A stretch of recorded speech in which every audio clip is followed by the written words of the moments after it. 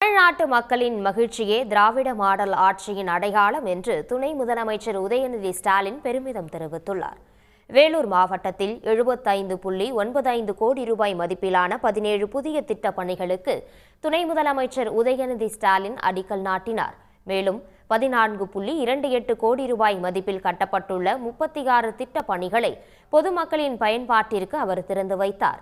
பின்னர் 247 ஊராட்சிகளுக்கு 345 கலைஞர் விளையாட்டு உபகரணங்களின் தொகுப்புகளை வழங்கியதுடன் 4844 பயனாளிகளுக்கு 129 கோடி ரூபாய் மதிப்பிலான அரசு நலத்திட்ட உதவிகளை உதயநிதி ஸ்டாலின் வழங்கினார். அப்போது பேசிய அவர், தமிழ்நாட்டில் நடைபெறும் ஆட்சி மகளிருக்கான ஆட்சி என்றார். ஆட்சியின் அடையாளமா உங்களுடைய மகிழ்ச்சியை நாங்கள் பார்க்கின்றோம். இருக்கிற இடம் அப்படிங்கிறது ஒவ்வொருத்தருடைய உரிமை. அந்த உரிமையை நிலைநாட்டுற விதமா இங்க 2800 பேருக்கு பட்டா கொடுக்கப்பட்ட இருக்கு.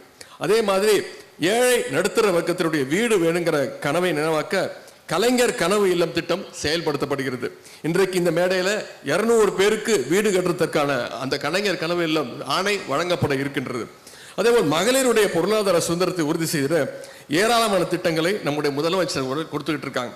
ஆட்சிக்கு வந்ததும் அவர் இட்ட முதல் கையெழுத்து மகளிருக்கான அந்த விடியல் பயணம் திட்டம் தான். அதன் கீழே இன்றைக்கு இந்த 3.5 ஆண்டுகளை மட்டும் சுமார் 580 கோடி பயணங்களை பெண்கள் கட்டணம் இல்லாமல் இந்த விடியல் பயண திட்டத்தின் மூலம் மேற்கொண்டிருக்கிறாங்க. உடனுக்குடன் செய்திகளை தெரிந்து கொள்ள சன் நியூஸ் பெல் ஐகானை கிளிக் பண்ணுங்க.